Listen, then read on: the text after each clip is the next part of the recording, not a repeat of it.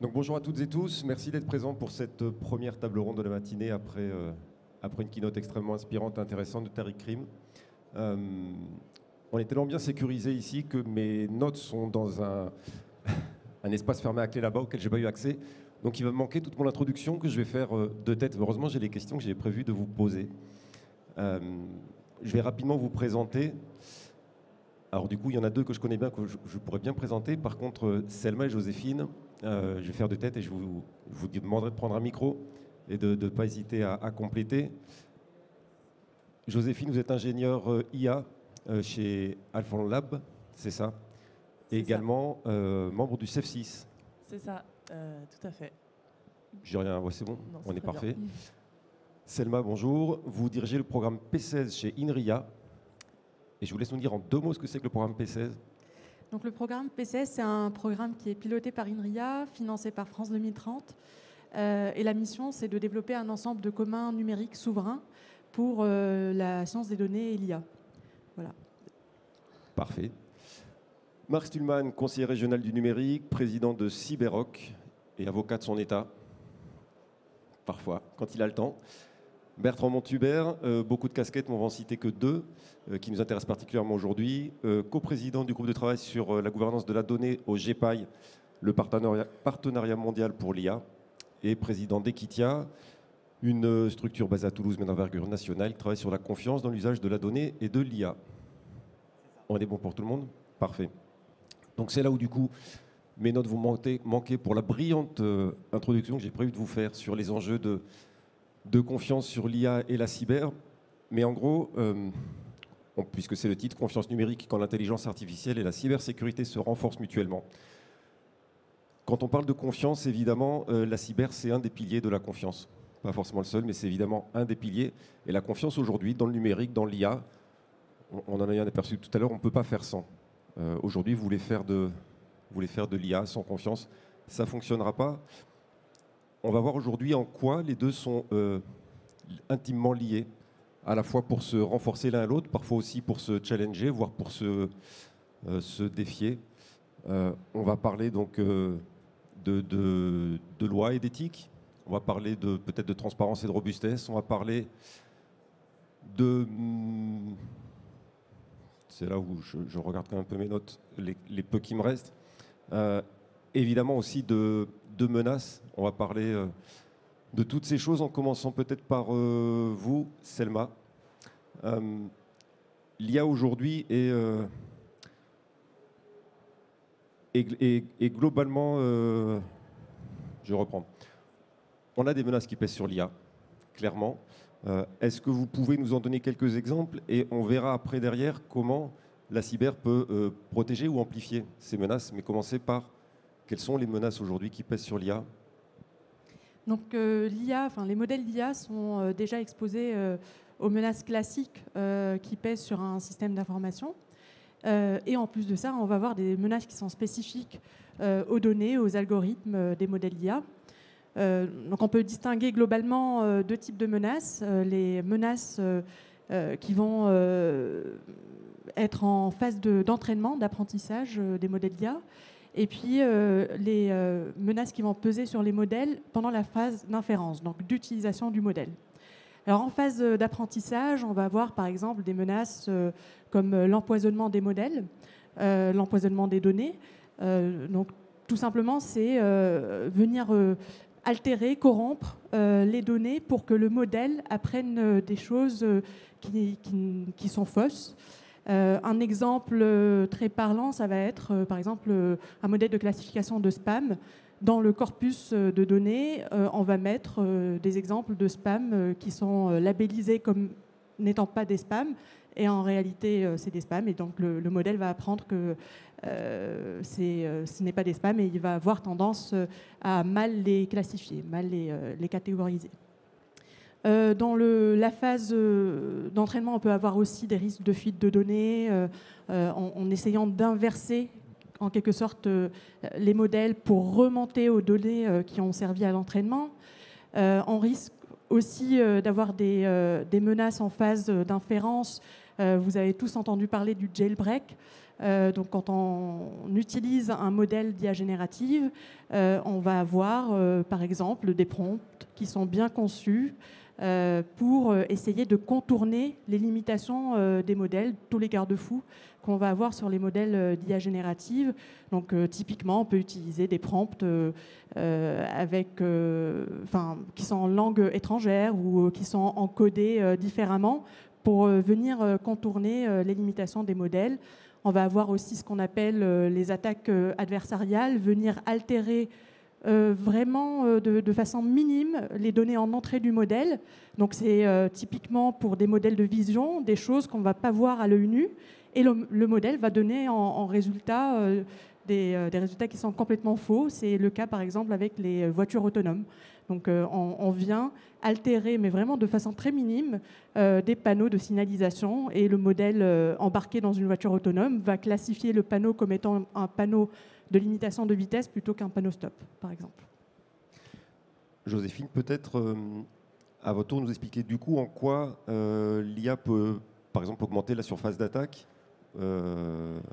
ou au contraire apporter une protection supplémentaire. Oui, donc là, Salma nous a parlé un peu des attaques qu'on pouvait faire sur les modèles d'IA. Il y a une autre question qui se pose forcément, c'est est-ce qu'on peut utiliser l'IA pour faire des attaques ? Et qu'est-ce que ça implique ? Est-ce que ça implique des nouvelles menaces ? Est-ce que ça change la surface d'attaque, comme tu l'as dit ? Donc, c'est une assez vaste question. Je pense qu'on n'aura pas le temps. Enfin, on n'aura pas le temps de creuser en détail ça aujourd'hui, mais il faut comprendre qu'en fait, c'est assez compliqué de savoir comment l'IA est utilisée dans les attaques aujourd'hui, parce que c'est pas toujours, il n'y a pas une signature qui montre que telle campagne a utilisé de l'IA. Donc c'est que des suppositions, et en plus ça change très rapidement. Forcément, ce qu'on sait aujourd'hui, c'est pas forcément vrai demain. Ce qu'on peut dire aujourd'hui, c'est que oui, l'IA est utilisée probablement dans différentes campagnes d'attaque, notamment l'IA générative, forcément. Pourquoi ? Parce que l'IA générative, c'est très accessible aujourd'hui. Ça ne demande pas forcément une expertise en intelligence artificielle pour pouvoir utiliser ces modèles d'IA générative. Et donc, comment c'est utilisé ? Pour faire simple, il y a 3 différentes façons dont les attaquants peuvent relativement facilement utiliser l'IA générative pour leurs menaces. Ça va être d'une part pour de l'ingénierie sociale, forcément. On a tous vu des deepfakes qui fleurissent un peu partout. Du coup, ça entraîne aussi de la désinformation avec des fake news. Donc ça, c'est pour la partie désinformation. Il y a aussi la partie phishing avec la génération de mails, de phishing ou de tweets qui devient facile à automatiser maintenant avec et très difficile à différencier de mails, de vrais mails, on va dire, avec les modèles d'IA générative. Il y a aussi l'automatisation de code. En fait, de la même façon qu'un développeur va utiliser, par exemple, GitHub Copilot pour l'aider à développer son code, on peut imaginer un développeur de malware qui va aussi utiliser des moteurs d'IA générative potentiellement un peu corrompus, un peu débridés pour que le moteur lui réponde bien à sa question malveillante. Et donc, ça peut aider à automatiser du code et à automatiser l'écriture de nouveaux malwares. Donc ça rend forcément les malwares plus difficiles à détecter avec des méthodes de signature, parce que ça peut entraîner forcément du polymorphisme, c'est-à-dire des malwares qui changent un tout petit peu à chaque fois, et donc qui changent de signature, et donc qui sont moins détectables par les antivirus classiques. La dernière façon qui est aussi très intéressante pour les attaquants d'utiliser l'IA générative, c'est après une attaque, une fois qu'on a potentiellement récupéré d'énormes quantités de données, de documents, de mails. Dans ces cas-là, l'intérêt derrière, si on veut que l'attaque soit rentable, c'est de pouvoir vendre de l'information qu'on a volée.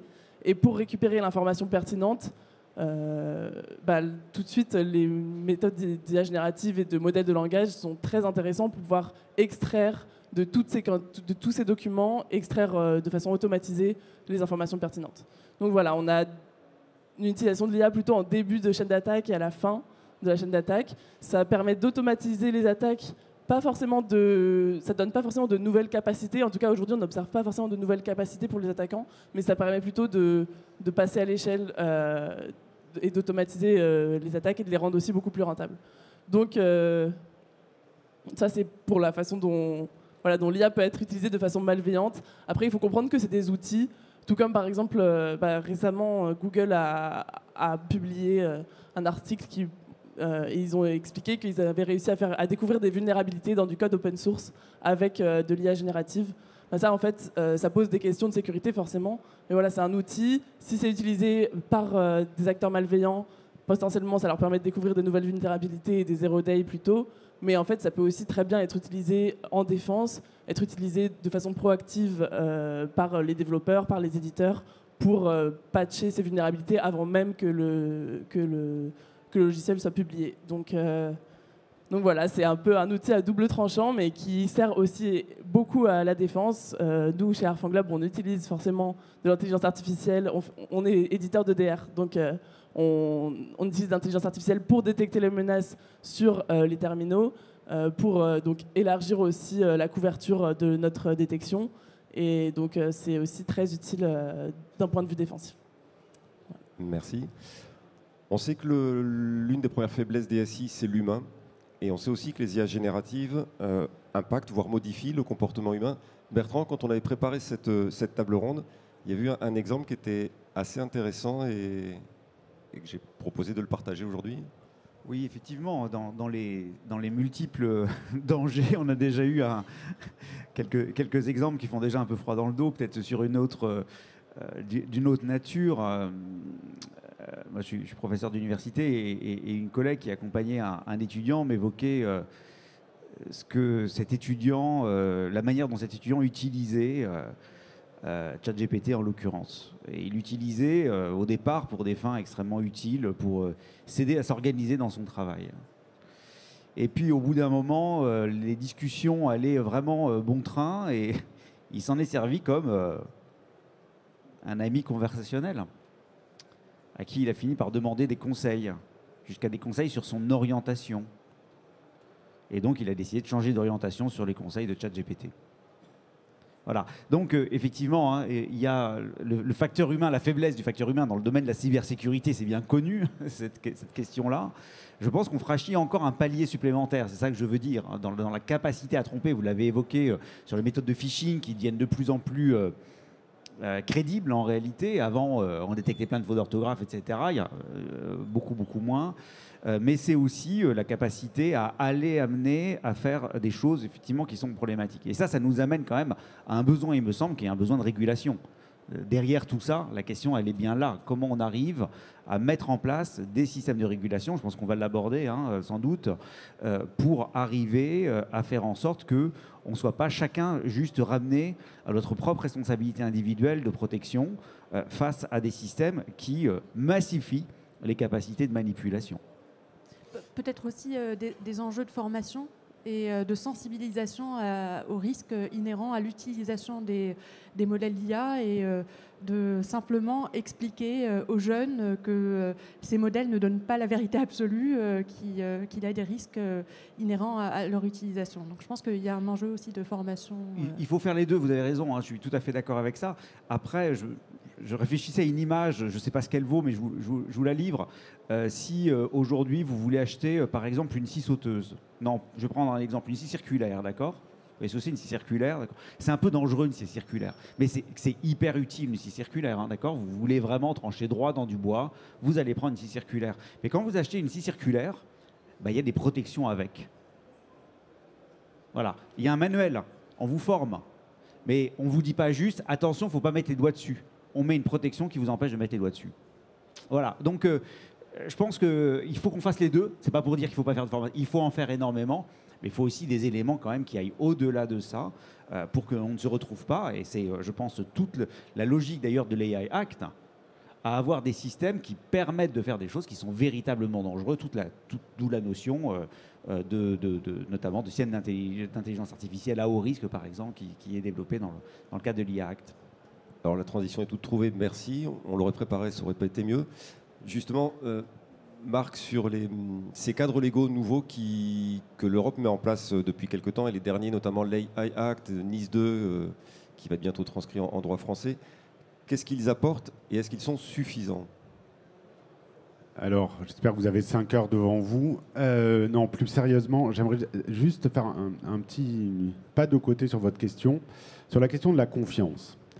Finalement, la question de la confiance, c'est une question qu'on ne se pose pas, ou qu'on se pose en tout cas dans de mauvais termes. Aujourd'hui, la question vis-à-vis de l'IA, ce n'est pas la question de la confiance en l'IA. C'est la question de l'obéissance en l'autorité de l'IA. C'est deux choses différentes. On a confiance en un ami, mais on sait que l'ami peut trahir. En politique, quand on donne une définition de la confiance, c'est la capacité d'une personne à trahir ses engagements. Et le mal que ça fait, c'est ça qu'on appelle la confiance. J'ai quelqu'un, un allié politique, parce que je sais qu'il va me trahir, et en fonction de si ça me fait mal ou pas mal, j'ai confiance ou pas. La question pour l'IA, ce n'est pas du tout une question de confiance. C'est une question d'obéissance en l'autorité. Dans les années 50, il y a un grand chercheur qui s'appelle Stanley Milgram, qui a écrit un ouvrage qui s'appelle « Obéissance à l'autorité ». Dans cet ouvrage, il s'intéresse à pourquoi les gens font des comportements qui tuent d'autres personnes. Et il va monter une sorte de scène de théâtre où il y a une personne qui a plusieurs boutons devant elle et elle peut électrocuter un acteur. Mais elle ne sait pas que c'est un acteur. Et derrière la personne, il y a quelqu'un en blouse blanche et qui lui dit « appuyez plus fort, appuyez plus fort, appuyez plus fort ». Il le fait exprès de ne pas comprendre, il fait exprès de ne pas comprendre, continuez à le torturer. Eh bien, ne nous en déplaise, 95% des gens tuent la personne, tuent l'acteur parce qu'ils obéissent à l'autorité. En matière d'IA, c'est la même chose. On a fait des tests dans des écoles d'ingénieurs. On leur donne un problème simple. Les élèves le résolvent. On leur dit « aide-toi de l'IA pour améliorer ta réponse ». L'IA donne une mauvaise réponse. D'après vous, combien de pourcentage d'élèves d'ingénieurs modifient leur réponse pour appliquer ce que l'IA leur a dit ? On est à 80%. Donc on n'est pas du tout dans une question de confiance. On n'est pas dans un interpersonnel qui fait qu'on a plus ou moins confiance, on sait que c'est plus ou moins fiable. On est dans de l'obéissance à l'autorité. Et l'obéissance à l'autorité, il en faut toujours dans une société civilisée, ce n'est pas le sujet, mais c'est quelque chose de terriblement dangereux parce que l'expérience de Milgram a montré un truc fondamental, c'est qu'elle n'a aucune limite. Et que donc l'utilisation de l'IA n'aura de toute façon pour les gens aucune limite. Ils seront persuadés que l'IA a raison, quel que soit le sujet. Et ça rejoint la question de la régulation, ça rejoint l'exemple que Bertrand donnait, parce qu'en réalité, l'IA, ça alimente quelque chose de fondamental chez l'être humain, c'est notre fainéantise. Si je vous demande là, collectivement, quels sont les numéros de téléphone que vous connaissez, les seuls que vous pouvez me sortir, ce sont ceux de vos parents que vous avez appris avant le smartphone. Plus personne n'a jamais appris un numéro de téléphone après l'invention du smartphone. Bon, à part Bertrand, mais bon. Mais globalement, ça marche pour 99,9% des gens. Et l'IA va alimenter notre fainéantise cognitive. Et donc, soit on a des règles très strictes sur toutes les IA, sur toutes les utilisations des IA, et on accepte que globalement, individuellement, on n'est pas en capacité de faire des choix. Quand on a un voile d'ignorance, et en plus, ça alimente notre fainéantise, donc on choisira toujours individuellement l'utilisation de l'IA dans des perspectives qui ne sont pas bonnes pour nous. Soit on l'accepte, et donc il faut de la régulation, et il faudra encore plus de régulation. Et les régulations aujourd'hui, que ce soit l'IA Act, Nice 2, peu importe les sujets, on ne va pas assez loin en réalité. On ne va pas assez loin pour protéger les individus contre eux-mêmes. Et quand je dis protéger les individus contre eux-mêmes, je peux passer pour ça peut paraître un peu nébuleux, mais quand on a imposé la ceinture de sécurité, on n'a pas dit aux gens « vous avez le droit de vous tuer ». On a dit pas de ceinture de sécurité obligatoire. Et ça a diminué drastiquement le nombre de morts sur la route. Et l'IA, il faut le prendre comme une problématique de voiture, comme une problématique de scie sauteuse.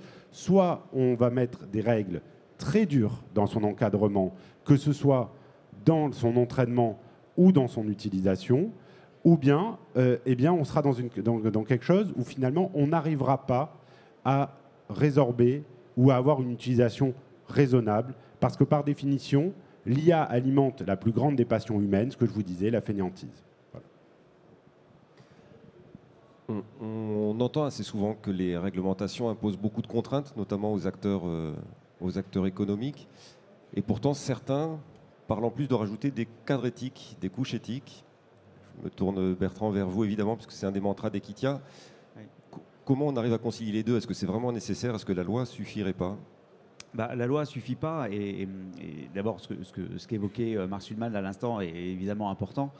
En disant qu'il faut aller vers plus de régulation. Et d'ailleurs, il y a vraiment des travaux au niveau international, dans le cadre du Partenariat mondial de l'IA en particulier, en lien avec le CDE, pour essayer d'aboutir à des éléments de régulation. Mais quoi qu'il en soit, on sait très bien que ces régulations, elles auront toujours une portée limitée, même quand elles existent, et même quand elles existent en Europe. Alors on peut se dire, certains disent, voilà, ça nous freine par rapport à d'autres pays. Moi, j'ai la conviction que, à l'inverse, en tout cas en Europe, il y a un souhait d'une majorité de la population d'avoir des éléments de protection par rapport à des technologies qui comportent des dangers importants.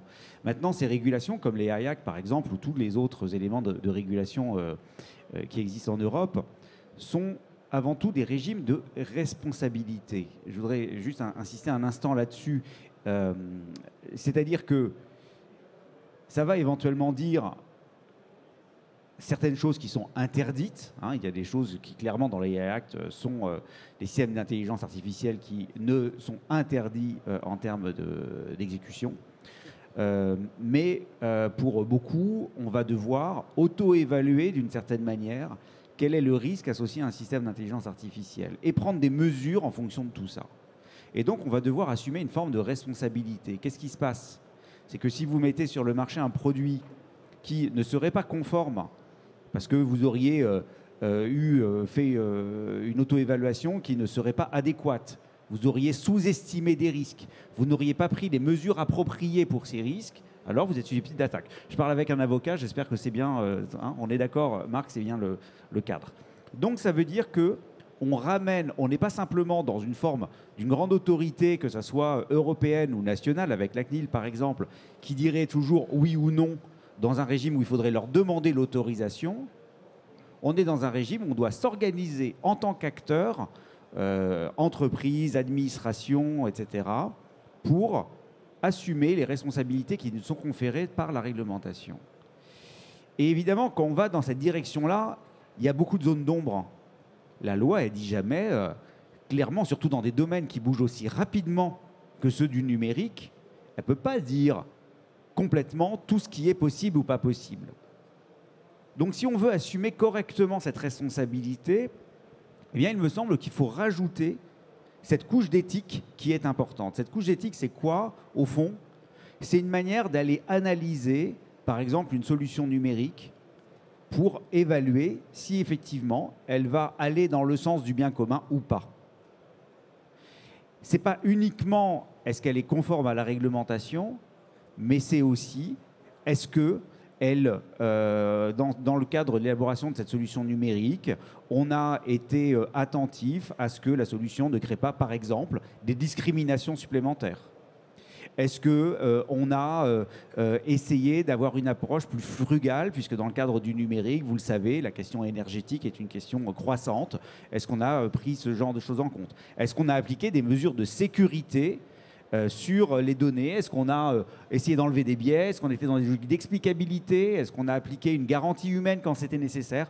Tout ça, ce sont des questions éthiques. Et un cadre éthique, au fond, c'est une grille d'analyse qui permet justement d'évaluer si une solution numérique va dans le bon sens. Et ce que nous faisons dans le cadre d'Equitia, effectivement, c'est d'essayer de créer un cadre de confiance éthique et souverain pour le partage des données, pour faire en sorte justement que les acteurs puissent se revendiquer, au fond, assumer leurs responsabilités qui leur est conférée par la réglementation européenne et nationale, mais en allant plus loin et en mettant une forme de standard d'éthique supérieure et, au fond, avec peut-être un élément qui, j'espère, permettra de répondre un petit peu à ce qui était l'interpellation de Tariq Krim tout à l'heure dans sa keynote à la fin. C'est-à-dire, entre les États-Unis et la Chine, est-ce qu'il y a la place pour des modèles alternatifs? Moi, ma conviction, c'est que ce n'est pas en faisant comme les Américains ou les Chinois qu'on arrivera à les battre. En fait, on ne saura pas faire, on ne sait pas faire. Et peut-être tant mieux, parce que je ne suis pas sûr que ce soit des modèles. Est-ce qu'il y a un modèle européen qu'on peut mettre en place? Je pense qu'il pourrait se mettre en place justement à travers la manière dont on peut avoir des standards éthiques bien plus importants et qui génèrent une confiance qui n'est pas nécessairement au rendez-vous chez les citoyens européens, comme on le voit, et singulièrement chez les citoyens français. Des enquêtes qui ont été faites dans le cadre des Kitia en particulier montrent qu'il y a une majorité de la population, en réalité, qui est dans une forme de méfiance extrêmement importante vis-à-vis de tous ces systèmes. Il faut évidemment y répondre. L'éthique peut être un des éléments de cette réponse. Et à côté du légal et de l'éthique, le troisième pilier de l'IA de confiance, c'est la robustesse à laquelle évidemment participe la cyber. Et pourtant, on a vraiment l'impression que IA et cyber sont des mondes assez cloisonnés. Du coup, je voulais vous demander, Selma et Joséphine, vous êtes l'une dans un monde plutôt recherche, l'autre plutôt entreprise. Est-ce que vous constatez ce cloisonnement et à la fois, est-ce qu'il y a des choses qui sont mises en place pour essayer de faire évoluer les choses? C'est quoi votre retour d'expérience par rapport à ça? L'une ou l'autre qui veut commencer, ou peut-être Joséphine, Selma. Effectivement, je le constate chez INRIA et en général dans le monde académique. C'est deux domaines qui peuvent être assez cloisonnés. En termes de formation, par exemple, des ingénieurs, les cursus ne sont pas très perméables. Il n'y a pas une acculturation croisée entre le domaine de la cyber et le domaine de l'IA, peut-être un peu plus maintenant, et Joséphine, je pense, va nous en parler. Donc j'ai l'impression qu'il y a encore un peu de travail à faire en termes d'alignement des enjeux, des outils, des priorités qui ne sont pas forcément les mêmes entre cybersécurité et IA. Alors plus spécifiquement chez INRIA, on a un nouveau dispositif qui s'appelle l'agence de programme numérique, qui est piloté par INRIA avec cette envie de fédérer les acteurs de la recherche autour d'enjeux du numérique. Et il y a plusieurs programmes au sein de cette agence. Le programme IA, dans lequel je travaille. Il y a un programme cybersécurité. Et donc, il y a ce début de travail de synergie entre les différents programmes, et en particulier entre le programme IA et le programme cyber, avec par exemple des policy papers sur lesquels on va travailler en collaboration, des initiatives qui commencent à émerger. Plus spécifiquement, sur le projet sur lequel je travaille, donc P16, on s'intéresse à des domaines qui sont en lien avec la convergence IA cybersécurité. Alors, ce n'est pas directement l'implémentation d'outils de protection au sens cyber à des modèles, mais on travaille par exemple, on s'intéresse beaucoup à l'apprentissage fédéré, qui, on le sait, améliore en fait la confidentialité des données parce que l'apprentissage se fait localement et on a moins de risques d'accéder à des données qui seraient au niveau du serveur central. Alors ça introduit d'autres types de risques, j'en ai parlé tout à l'heure, les risques d'extraction des données ou de reverse engineering par inversion des gradients. Donc quand on transfère les modèles des serveurs locaux vers le serveur central, il y a évidemment ce risque d'intercepter le modèle et d'essayer de faire un reverse engineering et de remonter aux données d'apprentissage. Mais néanmoins, ça permet quand même d'améliorer la confidentialité des données de par cette décentralisation. Et puis on s'intéresse aussi, et Bertrand en parlait, à l'explicabilité. Alors c'est plus un enjeu de transparence, d'IA de confiance plutôt que de cybersécurité à proprement parler. Mais on part du principe que si on a accès à l'explication de la décision du modèle, en fait, on peut se rendre compte de potentielle corruption qu'il y a eu, par exemple, sur les données en entrée du modèle ou des menaces cyber, finalement, au moment de l'inférence, au moment de l'utilisation. Donc, l'enjeu de l'explicabilité est un enjeu fondamental sur lequel on travaille aussi dans le cadre de P16. Et puis, je le disais en préambule, on développe des outils open source. Et l'open source, ça permet quand même d'améliorer cette transparence et ce potentiel d'explicabilité des modèles d'IA. Donc voilà, c'est tous ces enjeux-là qui vont être en faveur, en tout cas, de la convergence IA-cybersécurité. Et Joséphine, peut-être en quelques mots, qu'on ait le temps, je vois le temps qui file. On va garder peut-être quelques minutes pour des questions à la fin, mais sur cette question de cloisonnement ou non cloisonnement ou décloisonnement. Oui, bien sûr. Alors du coup, Selma a couvert le sujet assez précisément, mais je peux peut-être compléter sur le point de vue entreprise. On assiste quand même de plus en plus à, on va dire, à des échanges entre IA et cybersécurité du point de vue des entreprises. Les éditeurs de cybersécurité maintenant intègrent beaucoup l'intelligence artificielle dans leurs solutions, par exemple. L'enjeu, à mon avis, au sein des entreprises, c'est les questions justement de transparence. Parce que dans le monde de l'entreprise, forcément, dans le monde du privé, il y a la question de la propriété intellectuelle, il y a beaucoup de cloisonnement, chacun va potentiellement faire ses recherches de son côté, plus que dans le monde de la recherche académique, par exemple. Et pourtant, si on veut, pour avancer vers une IA de confiance, justement, on a besoin de cette transparence, et les éditeurs de cybersécurité ont la responsabilité, comme le disait Bertrand également, ont la responsabilité de la sécurisation de leur modèle, mais aussi de la communication sur leur modèle pour faciliter par exemple les audits, pour faciliter la compréhension de ce qu'il y a derrière, pour éviter l'effet boîte noire qui forcément est fait jamais avancer la sécurisation des systèmes informatiques.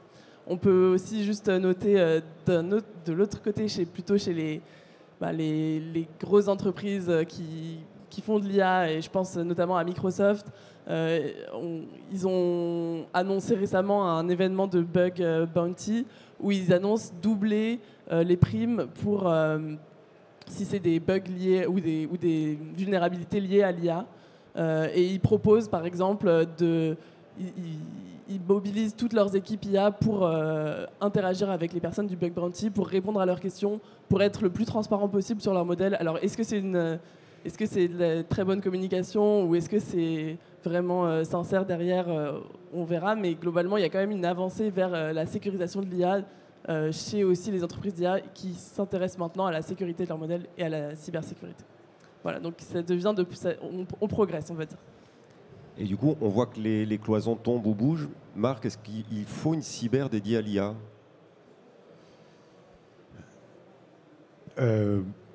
La réponse est bien sûr oui. La question, elle est que finalement, l'IA, c'est devenu le nouveau nom du numérique. Toutes les technologies numériques ont été IAtisées, entre guillemets, ou du moins, au-delà même du discours marketing actuel, deviendront dans le futur utilisant de l'IA. Donc, par définition, la cyber, c'est quoi? La cyber, c'est juste la sécurisation des moyens numériques. Donc, les deux seront forcément intimement liés. Savoir s'il faut une cyber qui soit strictement dédiée à l'IA, oui. Oui, parce que l'IA va créer des nouvelles problématiques. Ce que je disais sur l'obéissance à l'autorité, sur le fait qu'on peut avoir des comportements aberrants. Là, c'est un choix d'orientation qui nous a été dicté, mais il y en a qui cherchent des médicaments, qui comparent les ordonnances de leurs médecins. Et donc, ça, à la limite, c'est un choix individuel, mais si l'IA est vérolée, si l'IA n'est pas sécurisée, si on n'a pas cyber-sécurisé l'IA, eh bien, on peut imaginer les drames qui auront lieu. En région Occitanie, en plus, nous, on a fait un grand plan sur le numérique. On a mis 150 millions d'euros sur la table sur la question du numérique. Et on a fait un autre plan sur l'IA à quelques dizaines de millions d'euros, enfin 60 millions d'euros. Et l'important pour nous, c'était... Ces sommes peuvent sembler un peu dérisoires par rapport aux investissements des GAFAM. Le montant d'investissement des GAFAM, les régions n'ont pas la taille financière pour être en compétition. Pour autant, de façon stratégique, on a ciblé un certain nombre de choses, notamment sur le quantique, notamment sur l'utilisation du quantique pour l'IA ou la cyber, qui pourront être intéressants pour les deux et qui pourront sécuriser les deux et qui créeront finalement notre richesse de demain et notre richesse d'après-demain, parce que tout le monde veut utiliser l'IA. Les TPE-PME veulent utiliser l'IA sans cesse et c'est normal. Aujourd'hui, c'est moderne. Il y a 3 ans, tout le monde voulait faire de la blockchain. Aujourd'hui, un peu moins. Il y a 2 ans, on voulait faire du numérique responsable. Aujourd'hui, peut-être un peu moins. Et là, l'IA, c'est la nouvelle vague. C'est la nouvelle mode, entre guillemets. Mais cette mode-là, elle a un danger inhérent. C'est que, ça a été dit, il y a quand même un gros effet boîte noire. Et que si on ne fait pas, dès la conception de la sécurisation et donc de la cybersécurité, on risque de se retrouver avec des problèmes qui seront littéralement catastrophiques. J'en termine juste sur la question de la responsabilité des éditeurs, des éditeurs des solutions d'IA. Effectivement, les textes sont très ambitieux sur... en fait, ils sont construits comme le RGPD l'a été construit autour d'une notion qui est celle de la compliance. C'est-à-dire qu'on demande aux éditeurs, on demande à ceux qui éditent des solutions de garantir d'eux-mêmes et spontanément le respect de la réglementation européenne. On ne peut pas dire que pour le RGPD, je suis désolé, j'ai vu le DPO de la région par là, je suis désolé, mais on ne peut pas dire, mais lui il fait du bon travail, mais on ne peut pas dire que globalement le RGPD a été une réussite, parce que concrètement, on a fait énormément de paperasse que personne ne lit, et maintenant grâce à l'IA, c'est de la paperasse que plus personne n'écrit en fait. Concrètement, les rapports de compliance sur l'IA sont générés par l'IA. Donc on a une sorte de cercle vicieux ou d'apparence de légalité, d'apparence de responsabilité, où des IA génèrent des documents pour justifier que d'autres IA soient compliants avec un texte, quel qu'il soit d'ailleurs, réglementaire. Et là-dessus, ça ne pourra pas fonctionner si on ne va pas aussi sur un système de sanctions pénales beaucoup plus lourdes que celles qui sont aujourd'hui envisagées. Il nous reste 4 minutes 32 pour être précis. Est-ce qu'on a une question dans la salle? Est-ce qu'il y a des questions dans la salle? Je me ferai un grand plaisir de vous donner la parole. Monsieur, ne bougez pas. Juste le temps d'arriver vers vous.